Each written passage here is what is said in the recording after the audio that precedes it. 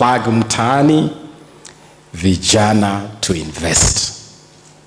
It is such a fantastic, appropriately named, appropriately profiled and branded, and an incredible platform really for us to start changing the narrative, shifting the paradigm, and looking at things in different lenses. And therefore, I want to start off really by commending Kenya Investment Authority, KenInvest, and your partners in this program, Radical Kenya, the Institute of Certified Trainers, Crescent 360 Media, and quite significantly, county governments. That is such an important dot to connect in this initiative. I'm very happy to see you have invited people who run this agenda at the county. I'm happy to see Purity here. Purity is the minister responsible for youth from Elgeyo Marakwet County, all the way from that county that prides itself as the source of the home of champions, the home of champions. And to see Purity here, and to see officers representing county governments here, it sends a message that when we talk about bottom-up, when we talk about joining dots, when you talk about working with the county governments, it's not theories, it is not stories, it is real. So big up. You've done really, really well to bring county governments into this loop. And I can tell you that from the ministry, we are already doing so much with county governments. The Talanta Hela initiative, which is our flagship initiative for young people to monetize sports, to monetize talents, the creative industry, whether you're talking about music, film, theater, fashion, pageantry, that whole space of creative industry. That big initiative called Talanta Hela is being done as a collaboration between the national government and the county government. Purity has just come from participating in the Central Rift Talanta Hela Inter-County Football Championship that has been going on in Eldoret. And Central Rift has 4 counties: her own Elgeyo Marakwet County, Uasin Gishu County, Nandi County, and Baringo County. It is going on in Mombasa right now with 6 counties: Lamu, Kilifi, Tana River, Mombasa, and Taita Taveta counties. Their program is going on right now at Shimolatewa. It is happening in the North Rift, in the South Rift, in Northeastern, in Nyanza North, in Nyanza South, in Western. It's happening all over. And I'm delighted that it is actually being anchored at that level by CECs responsible for sports and youth. A real example of collaboration and what you can achieve. I want to give the assurance from the ministry that, number one, we are under very clear, succinct, unambiguous instructions from His Excellency William Ruto, President of this Republic, that the agenda of the youth of Kenya is the primary agenda of this administration. That is very clear from His Excellency the President himself. President Ruto knows that he is president today courtesy of the youth of Kenya. It's the youth that plugged into his bottom-up vision for Kenya.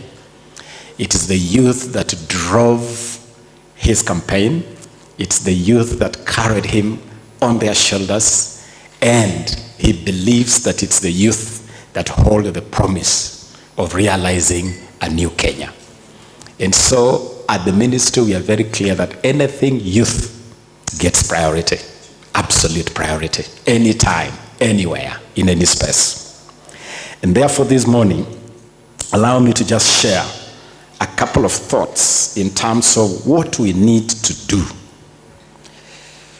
to unleash the full potential of the youth of Kenya, to play their rightful role as the key cog in the national development of this country.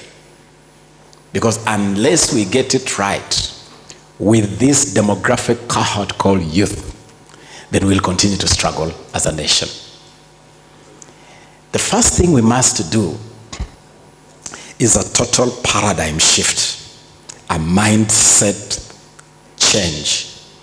Today, the ordinary thinking is that I want to finish school, graduate, and then find a job. And we want the youth of Kenya today, we want the youth of Africa today to be more than just seekers of employment. We want the youth of Kenya to be co-creators of employment opportunities. We want the youth of Kenya to be entrepreneurial, to think business, to think entrepreneurship, to think innovation, to be co-creators of employment. And I am being very deliberate, very intentional in the choice of the word co-creators. Co-creators with government, co-creators with investors. We have been told here that there are opportunities both in terms of FDI, foreign direct investment. We also have opportunities in terms of DDI, domestic direct investment. Those are opportunities for young people to plug in. And this is the conversation to unlock that door and tell us how can young people become co-creators with government, co-creators with FDI, co-creators with DDI in terms of entrepreneurship. And so the beginning point for this whole conversation must be a mindset shift, a paradigm shift. Yes, it's okay to get a job, but you can be a co-creator of job opportunities. And you can do that through entrepreneurship. You can do that through innovation. And it is possible. When I left college, when I left law school, I studied law at the University of Nairobi. And when I left law school, I decided to venture into two activities. One, I decided I wanted to run my own legal practice. I wanted to have my own practice. I wanted to have my own law firm. And it's not easy. Any young attorney in this room can tell you that walking out of law school and wanting to start your own practice is not the easiest thing in the world. But I wanted to start my own practice. And so I looked for an older attorney, a well-established attorney, who had accommodated me for my apprenticeship program, which we call in the legal profession, we call it pupillage, where you serve, you prepare to be admitted to the bar. So I walked to this gentleman and I told him, I want my own practice, but I don't have the muscle. So I want to work for me while also working for you. So in this establishment of yours, just give me one little tiny room in your establishment. I'll work for you, and I'll work for you for free. I don't want you to pay me. But I want you to allow me to work under my own name. So I'll come here with something called Ababu Namwamba Attorneys at Law. And you will allow me to even put a little plaque with that, just a small one, not intrusive, a little plaque with that name on my door, if you allow me to occupy. Hata ukinipatia to the room that serves as your little kitchenette today, I'll be okay. Just give me a small place. I just need a place where I can put a desk and a desktop. A desk and a desktop. So he accepted, and that was the beginning of my story. So I operated in that little room. I had my own little name. 70% of the time, I actually did his work. I toiled and moiled for him. And I did all the drafting of pleadings. Lawyers will know that the most important stage in a case is not standing to argue a case in court. It's actually putting together the case in what we call pleadings. So I would do all the pleadings. I would do all the appearances in court. I would go to litigate. I would do 70% of his work and 30% of my own work. And by, I grew a little bit of zigwembe of my own, okay? And I was able to transition to my own space and grow my own law firm. As I did that, I also ran a public interest initiative called the Chambers of Justice, which was an initiative to offer free legal services to those who are not able to do it. We were doing cases on FGM in Kajiado. We were doing cases on domestic violence. We were doing cases, human rights cases. I was the first attorney in this country to represent someone suspected of terrorism, some young Kenyan of Pakistani extraction. We were doing all sorts of those things. Those things caught the eye of two important partners. One, it caught the eye of an organization called Westminster Foundation for Democracy. And one day I get a call and they're like, would you be interested in a grant to do the work you're doing? Voila. And I got some very significant grant that gave the institution wings to fly. Okay? Then, thank you. A couple of months later, I got another call from the US Embassy. And the US Embassy were telling me, would you be interested in a scholarship? We have looked at what you're doing on human rights and governance, and we are very interested. And so they invited me, and they gave me what they call the Fulbright Scholarship to go do my master's in Washington, D.C. And an opportunity which I also gladly took. But before that happened, and before I took off, something even more significant happened. And I'm telling you this story for a reason. I decided that I wanted to be active in the public space. And I had been a student leader at the university, but I did not want to get into politics. I just wanted to make myself useful in the public space. So I asked the Daily Nation to give me a column. They put me to the test and they allowed me to start writing. So I used to write a Sunday column. Every Sunday, I did a Sunday column for the Nation. One day, early morning, around 7 in the morning, very early in the morning, my secretary tells me there is someone to see you here. My practice is that I walk to the reception to receive my guest. So I walk to the reception and I meet a gentleman. He's carrying a copy of the Nation of the previous day, the Sunday Nation. And he tells me, I am looking for the gentleman who wrote this article, my article. So I tell him, come into my office. He came into my office. We sat down.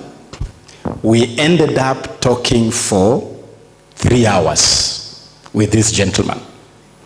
And do you know what our conversation was about? This gentleman asked me, I have read your article. I have seen your ideas. Have you ever thought of joining active politics? Have you ever thought of joining elective politics? And I told him, no. The one thing that has never crossed my mind is running for political office. I don't think it is my thing. And he told me, you know, in this article, you're talking about two important things. You're talking about the need for Kenya to have a fresh start through a new constitution. You're also talking about Kenya to rethink its economic architecture. The best place to see these two ideas come true is on the floor of Parliament. That is where you'll have a chance to push your idea where it really counts. The rest, as they say, is history. I got an interest. That seed was planted. And that young, dark, and handsome gentleman who triggered this whole journey is today the President of the Republic of Kenya. So anytime I run into political headwinds, I tell him, if you had not walked into my office and convinced me to get into this trouble, today I would just be enjoying my quiet legal practice. But why do I tell you these stories? I tell you this story because, number one, usipojituma hautapata. Unahitaji ujitume. Na vijana lazima tuwe watu wa kujituma. We have a tendency to, of course it's easy to sit back and say, but there are no opportunities. It's easy to sit back and whine. It's easy to sit back and complain and point fingers. The government is not doing this. No one is giving me opportunity. But let me tell you, people, it's easier ukijituma. It's easier ukijituma. And this thing you call luck, people call it luck. L-U-C-K. Luck is actually the convergence of effort and opportunity. That is what luck is. Effort converging with opportunity. If you make effort, there is very high likelihood that that effort will meet opportunity. If you don't make the effort, it is very likely that opportunity will fly right in front of you and will not notice it. And effort ndio kujituma. So I want to ask young people today that as we start off this journey of this program, kwanza tuamue ya kwamba we shift our minds from being people who seek employment, and I'm not telling you not to seek employment. By all means, if there is a good opportunity for employment and you see it and you want to pursue it and you believe it is good for your career path, go for it. But even as you go for it, be co-creators of opportunities, be co-creators of employment. And as you do that, in this shifting of the mind, shifting of the paradigm, please don't be held back by age-old cliches and you'll be told, but you're too young. You're too young. But you have no experience. How are you going to do this and you have no experience? In the same year that someone was asking me to run for office, I had gone for an interview. I was obsessed with being part of the constitution-making journey of this country. So I saw an advertisement. That advert had been put out by the gentleman who had been named as chairman of the constitution review process. He's called Professor Yashpal Gai. Yashpal Gai has put out an advert. He wants to hire a research assistant who will help him on the journey to the new constitution. I thought this job was meant for me. I saw it and said, this job is meant for me. I have studied constitutional law. I have just done a dissertation titled The Delicate Balance in Constitution Making. So I have done all the research you can do about constitution making. So I apply. And I'm invited for an interview. So I appear before Yashpal Gai. He was doing the interviews himself. And he tells me, young man, you think you can do this job? And I'm like, Prof, by all means, this job was actually created for me. And he said, I love your passion. I love your confidence. But I'm looking at your resume. I'm looking at your CV. Hakuna experience. Okay? You're just stepping out of law school. And he said, okay. Sometime in the future, after you have added on a few years, and you have added on a little bit more experience. So I didn't get the job. I didn't get the job. And for your information, it's the only job I ever attempted to get in my life. I love to say In any fight, what matters is never the size of the dog in the fight, but the size of the fight in the dog in that fight. It's not about your size. It's not about your age. If you are good enough, you are old enough. That is what counts. If you are good enough, you are old enough. So are we ready to shift our mindset so that as we launch this Plug Mtaani Vijana to Invest, we launch it saying, we don't want to complain, we don't want to whine, we want to be part of the solution and not part of the problem. Number one, I want you to be lovers of skill. I want you to be lovers of skill. I want you to be lovers of ideas. I want you to be lovers of innovation. This initiative should be combined with what we are doing with the Kenya National Innovation Agency. We have just launched something called the Presidential Innovation Challenge.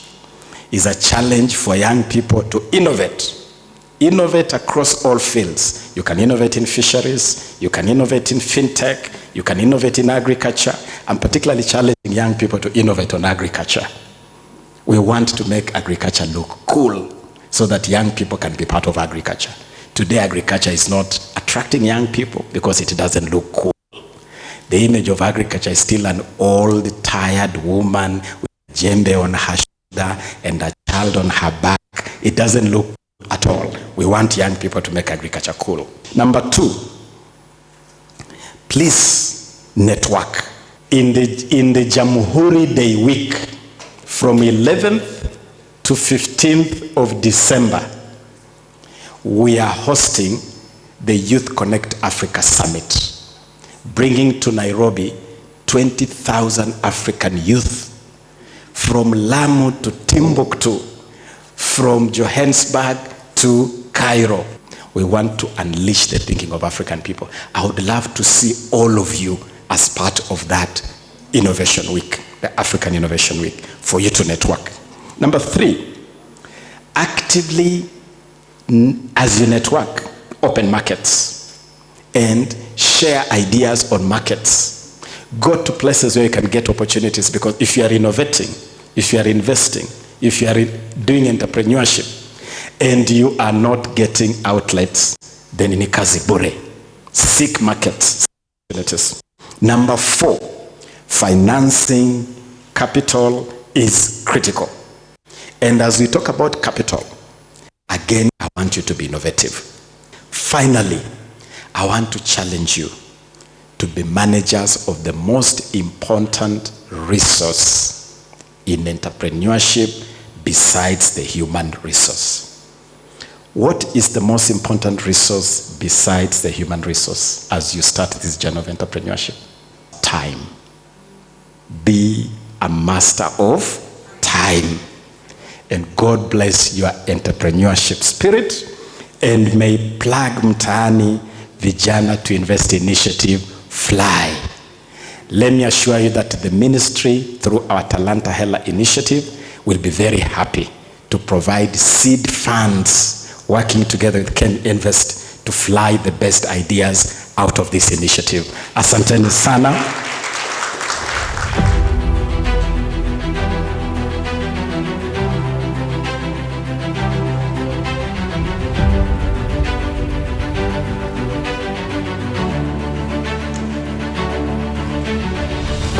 Asante sana.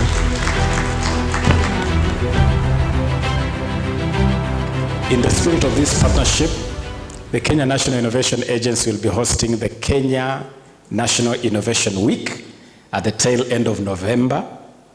And this one is even more special because we have been given the rights to host the Commonwealth Innovation Week. And Lady Patricia Scotland, the Secretary General of the Commonwealth, will be here, together with 57 countries that are members of the Commonwealth.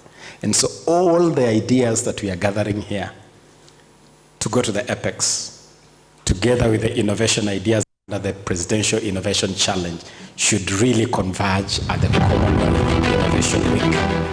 And it is my pleasure, therefore, as we start that journey towards that Apex, which will culminate in celebrating Kenya at 60 on Jamhuri Day, with the President awarding the best ideas. May I now declare this incredible project officially open.